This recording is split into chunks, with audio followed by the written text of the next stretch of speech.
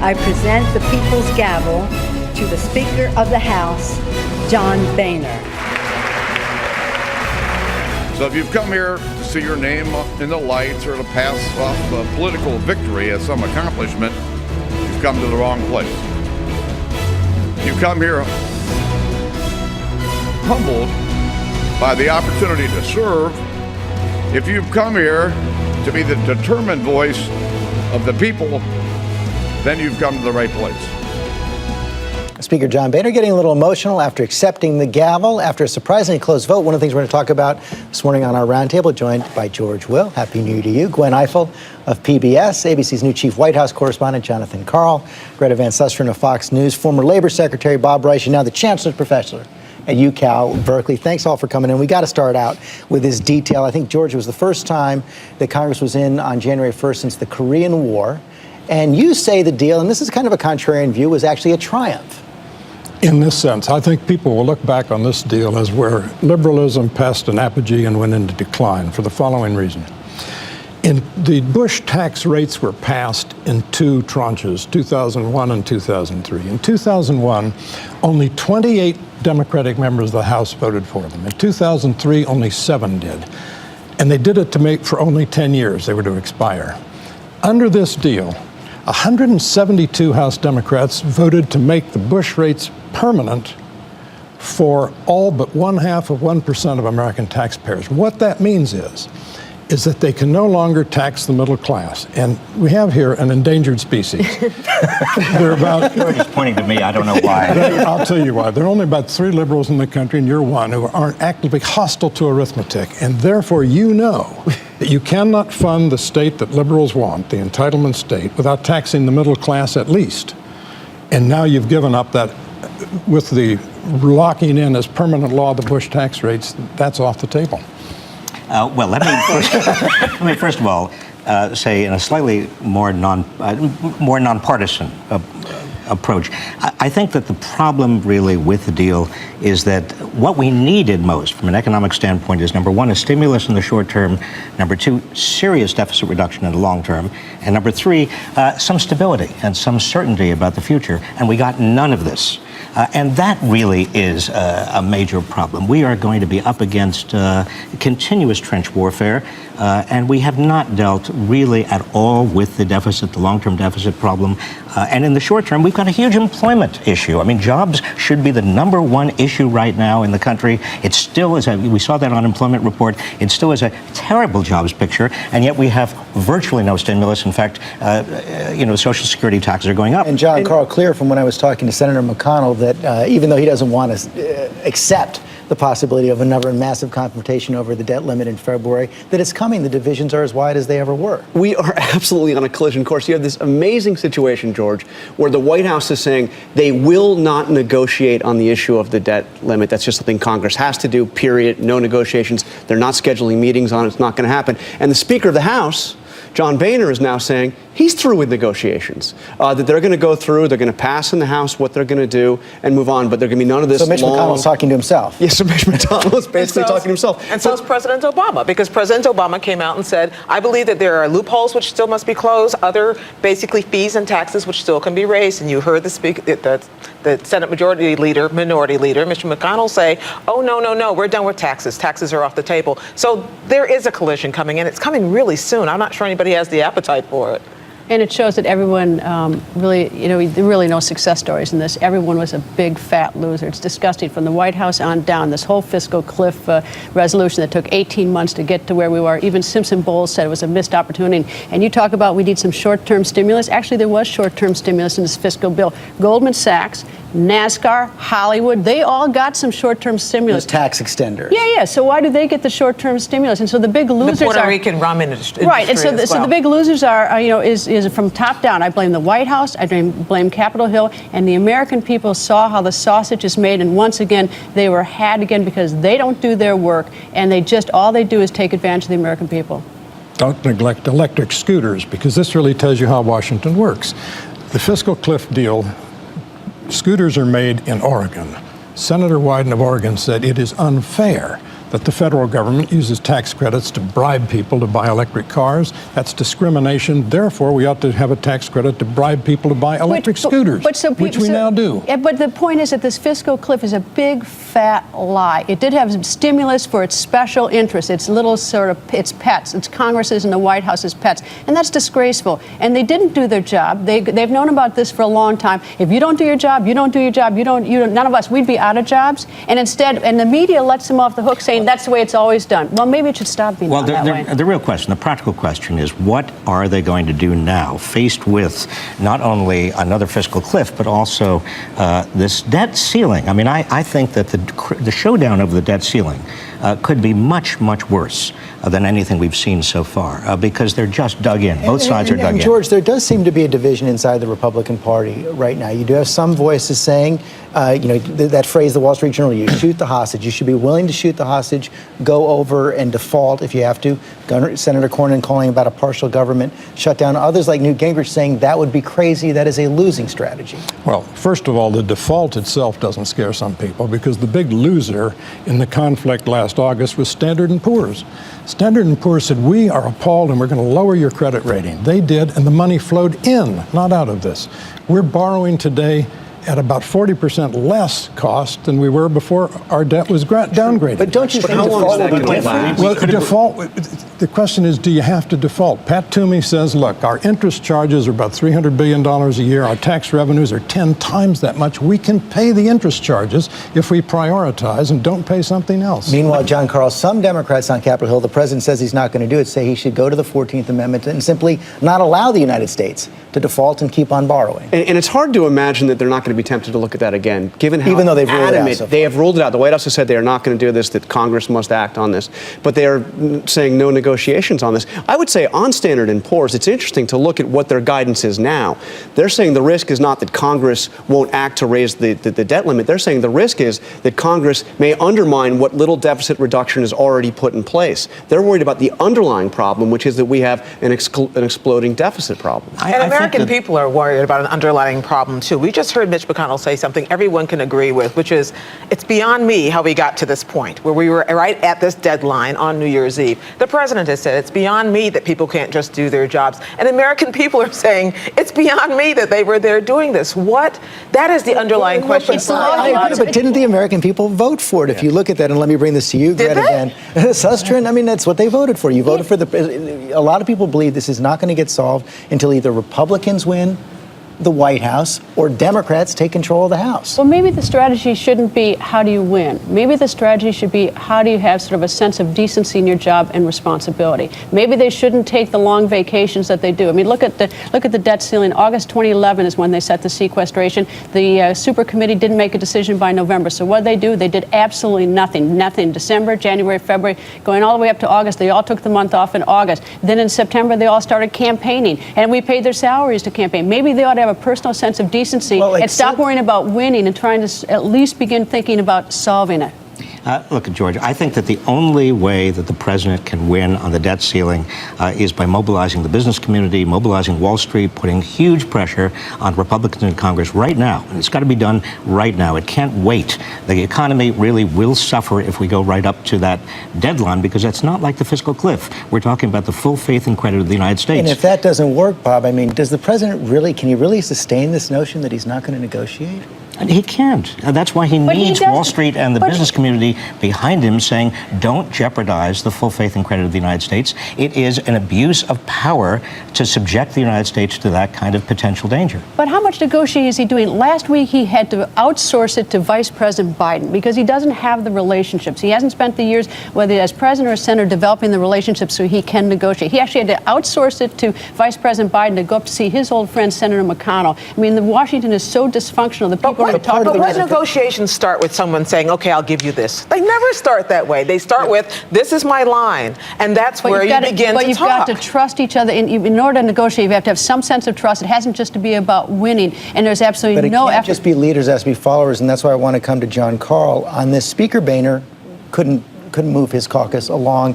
And you were on the floor during the vote for his new speakership, and it was a lot closer than anyone really expected. Look, there were only 12 Republicans who did not support him, right? But it was incredibly dramatic because 17 was the number. They would force it to go to another ballot, and then who knows what would happen. And there was a moment during that vote, as I was watching it on the floor, where there were more than 17 that were still out there. Some that let their names go by without voting the first time. And you could see the speaker's staff on the floor. You could see the staff for the whip, McCarthy, on the floor, keeping vote tallies, and worried this was going to go the wrong way. Meanwhile, This was a real shot across the bow. And those for House Boehner. Republicans who are worried about Speaker Boehner did not vote for the deal, are doing exactly what they believe their constituents elected them to do. They are dissenting from the great American consensus. I again think the journalistic narrative about Washington today is 180 degrees wrong. The problem in the country is a consensus that is broad. Republicans subscribe to it too, which is that we should have a large, generous welfare state and not pay for it. That's the point about extending all the Bush tax rates for all except 0.5% of the country, is that we have now put off limits the source of money in this country, which is the middle class, so we're not going to pay for the welfare state. I think, but they're coming back for more tax increases. That narrative is fundamentally wrong. I think that what the public does not fully grasp is that it's healthcare costs in the future combined with aging baby boomers that are driving these out-year deficits. It is not Social Security. It is not Medicare and Medicaid. It is the underlying dysfunctionality of our healthcare system, and the Affordable Care Act did not do enough to control long-term healthcare costs. That's what everybody in Washington ought to be focusing on right now. But 10 years from now, 20 years from now, we're going to see two big changes in American life. Much more reliance on private savings and means testing of entitlement programs. I don't care who's president. I don't care who runs Congress. We're going to have both of those. And as early as tomorrow, we're likely to see a new nominee. I'm going to switch subjects right now for Secretary of Defense Chuck Hagel. The White House saying the phone call has not been made to former Senator Hagel yet, but it is almost certain to happen. And one of the things we've seen, Gwen Ifill, right here, is an extraordinary amount of politicking before an appointment is made, trying to force the president to change his mind. There are so many trial balloons floating around. It like blocks the sun at this point. We saw a trial balloon for Secretary of State. We've seen trial balloons for Chief of Staff. We've seen trial balloons for Treasury Secretary, even though it looks like it's going to be the same people we hear all along. And what I don't understand about the trial balloons is why you don't just pull the trigger and do something about it. In this case, that did not happen with Susan Rice. That has not happened with other nominees, partly because of the distraction of this fiscal cliff debate. But I think in the case of Senator Hagel, with everyone coming from different sides, the left and the right and the pro-Israel caucus and you name it, coming down on him, gay rights supporters, all coming down on him at once, the White House sounds like they're now prepared to actually do something about it and make people put their money where their mouth is. You saw Senator McConnell, who's praised Chuck Hagel in the past, suddenly saying, well, let's wait and see. We saw Chuck Schumer, who's praised him in the past, saying, let's wait and see. Well, Chuck Schumer, that's important. Democrat, and that's because there's so much concern among these people who've raised the questions that they say that Chuck Hagel is not sufficiently pro-Israel. There's already been an ad against him. We'll get this from the Emergency Committee for Israel. And while President Obama says all options are on the table for preventing a nuclear Iran, Hagel says military action is not a viable, feasible, responsible option. President Obama, for Secretary of Defense, Chuck Hagel is not a responsible option. John Carl, that's caused some concern among Democrats as well, as Gwen mentioned, Chuck Schumer. So I guess it gets to the question is, why is the president so determined to go forward with this? Well, he thinks he's the right guy for the job. Thinks having an enlisted Vietnam veteran running the Pentagon who agreed with him when it came to Iraq and on Afghanistan, he's the right guy to do it. But I've got to tell you, there's going to be a big problem in the Senate on this. I mean, I talked this morning to a top Democratic staffer in the Senate who said this is not a guarantee that he will get confirmed, that there are enough Democrats that are concerned about Hagel to put him well short of 50 until he makes the case. I mean, I think ultimately he gets confirmed, but this will be a real battle in the Senate. There is a puzzle here. With all of the fights that the president has coming up, why is he doing this? I mean, there are a lot of other people he could be putting up, but why is he expending political capital in this way? Well, I don't understand. He didn't want to see his two top picks for national security jobs didn't they say the same to go down. thing? He already gave up on Susan Rice. He wasn't going to give up on his second. He's also a Republican. Let's not forget that. Well, that up also to a is some point. up to a I think point. that Well, was the original intention. Right, that was the original intention. But the guy's the president gets to choose. and he's going to have a hearing. He's going to answer all the questions, and without all of us sort of, poking at him and all of his critics coming out and running ads against him, I'd sort of like to hear what he has to say. The fight doesn't begin until the nomination is actually made. All this pre-fight is fun to watch, but in the end, these guys have to show up, take their questions, get his answers, and vote or not vote, and decide whether it's worth it to them to expend the political capital to go against the president. There was a big difference with the Susan Rice case. That battle didn't make it. He didn't even get nominated. But in this case, the White House has been much more aggressive in defending Hagel even before the pick was made. It is an odd pick, first of all, because if you pick a Republican, a Democrat picks a Republican, he ought to be someone who thinks like Republicans and is liked by Republicans, and neither of those are true in this case. Furthermore, he doesn't think the way the president thinks, or at least the way the president talks about Iran and sanctions and negotiating with Hamas and all the rest, and gays in the military, all that stuff. He's in line with the president on Iran. I mean, they both believe you should try negotiations, that the military should be a last resort. He's saying it's not irresponsible to talk about a military option right now. I think what he says is it's a last resort and fundamentally a disastrous resort, and the way he describes it is it's so disastrous it's not a realistic resort, which may be right. I disagree with him on a lot of stuff, but I think he should be confirmed and will be, because vast deference is owed to presidents in cabinet members for two reasons. Their job is to carry out the president's wishes, and B, they leave when the president leaves, which is why more deference is owed to that than, say, on Supreme Court now. I would love to quote you on that, George. But he will, at the end of the day, he'll get through. I can't imagine a Republican Senate, the Republican senators rejecting a former Republican senator. But there will be blood on the most of them are going to vote against but there'll be enough votes there, George. I don't there'll be blood on the floor, and that's the why do it? I mean, that's the question. Because at some point you have to put some blood on the floor if you say you believe in things. But there's going to be so much blood on the floor with regard to the fiscal cliff and so many other issues that are coming up, the debt ceiling. So what's another member of the president's cabinet is leaving this month. The Secretary of State Hillary Clinton. We saw this week a real health scare. She was hospitalized for a blood clot after so many questions, and I'm going to bring this to you, Greta, after we show some of it on Fox News about whether or not she was really sick. When you don't want to go to a meeting or a conference or an event, you have a diplomatic illness. I'm not a doctor, but it seems as though that the Secretary of State has come down with a case of Benghazi flu. Immaculate concussion, because it's a tree falls in the forest. Does it really fall if nobody hears it falls? Did she really have a concussion? Greta, you're not part of this in any way. You do not question her illness. But can you help explain what's behind all of these questions? I mean, I don't get behind any. I mean, I'm responsible for what I say, number one. Those were all very dated before she was hospitalized, and there was not much information coming out of the State Department and very early on with those quotes. Look, not for 1 second did I doubt it. Once that these people heard that she was seriously ill, that all changed. The Secretary of State will have to, I think, should answer questions about Benghazi. There's a lot of mystery, and 4 people were murdered. If there are 4 people murdered in Washington that were unsolved, we'd still be asking questions to this day.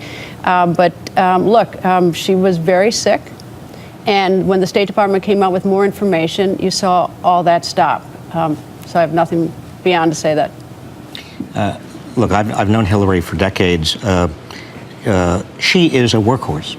She works harder than anybody I know. And I've traveled with her. I've seen it. I've traveled with her. I've actually seen it. And anybody who's traveled with her has seen that. And that's, she's traveled to more countries than any former Secretary of State. And she's not shied away from a fight either. And she hasn't. I mean, I think that... Which is why she has said she's going to come back and testify on Benghazi before the Senate. So, and that'll probably be the last thing. She will not travel, and that'll be one of the last things she has to do. Meanwhile, the other big thing coming up this year, gun control coming out of Sandy Hook. We heard Senator McConnell right there saying, George Will, that this must follow all of the debates, the fiscal cliff debates we're going to be having over the next 3 months.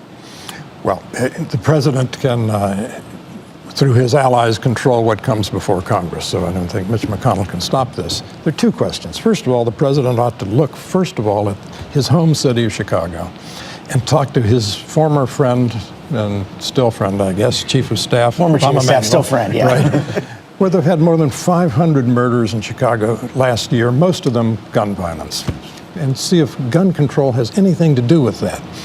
George, my feeling about gun control policy is a little bit like climate control policy. It's been well said that the only policy question about climate change is how much money do you want to spend on climate change to have no effect discernible effect on the climate.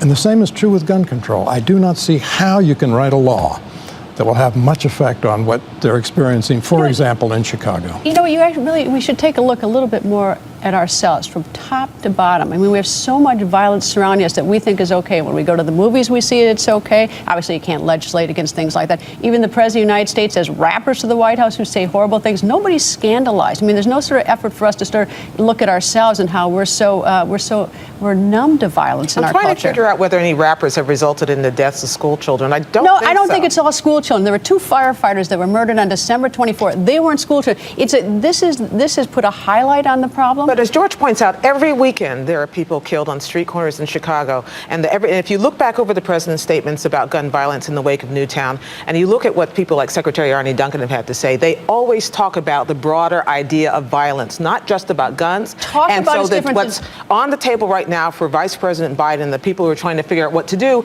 is a wide range of issues. Some of it having to do with gun control, some of it have to do with speaking to gun violence. That's the only way you're going to get the attention. But what happens most of the time in Washington is these things come up and then they fade after the shock. I don't think Washington can necessarily answer the question for the nation. What I'm trying to point out is that we all have to look at ourselves as well and look at what we do. Even like that PSA that Hollywood artists put out for gun control the other day, and then side by side some group put all the violent movies they're in. I mean, this is a big discussion, a big national narrative that we all have to look at ourselves in terms of how our culture has now become to accept violence as an answer to problems, as a solution to problems. We see that on TV and movies all over. Greta is undoubtedly correct, but the fact remains that the murder of 20 first graders has touched the nation in ways that I don't remember the nation being touched. I don't think this is going to go away. The NRA's technique in the past has been to really rely on the attention deficit disorder of America. Basically, lay low until attention is no longer placed on this. But we are having now a national discussion of a sort that we have had to have. And John, I think Bob's right about how there was an initial spike in attention and concern right after Sandy Hook, but it does seem to have subsided just a bit according to the most recent polls, and that's why the White House knows that speed matters here. They're going to have to move quickly. Speed matters. I mean, I think that there was a moment right after Sandy Hook where you could see some movement for the first real gun control legislation to pass in some 20 years. Among Democrats. Among Democrats who were strong supporters of the NRA. But I've got to say, heard Senator Heitkamp didn't seem all too enthusiastic about moving forward on gun control. And it's not going to happen soon, right? Because there's no way Congress is going to think about anything along those lines until we're done with the fiscal cliff mess, the debt ceiling, the funding of the government. We're at least 2 or 3 months away before this can even be considered. And that's a lot of time. I mean, we do have attention deficit disorder, and I think that it's going to be a real challenge to get any gun control legislation passed. But see, that's the real tragedy. I mean, the children was unbelievable. It drew all of our attention. But 2 firefighters trying to probably save lives on Christmas Eve. I did criminal defense work for years. I've been to murder scenes. I've seen this stuff. This violence. You talk about the Chicago schools. It is horrible. I mean, the Chicago violence. A lot of it was in schools. It's 25 Sandy Hooks in 1 year. And so when are we going to have this national narrative? Not just. I mean, we've got to look at all communities and see what's going on in all communities, and we've got to stop being so numb to the violence that surrounds it. We just say, oh, okay. Real quickly, how many of you think that there's going to be a serious package of reforms passed by Congress this year? On guns? I think it's as likely as a serious package on immigration reform and energy and climate change and all the other things the president has set high on his list. I think it will happen, George, if the president gets behind it, gets chiefs of police, mayors, mobilizes the public and the people who are likely to be supporters of it. Well, define serious. If by serious you mean makes a difference in gun violence, no. But some laws will be passed.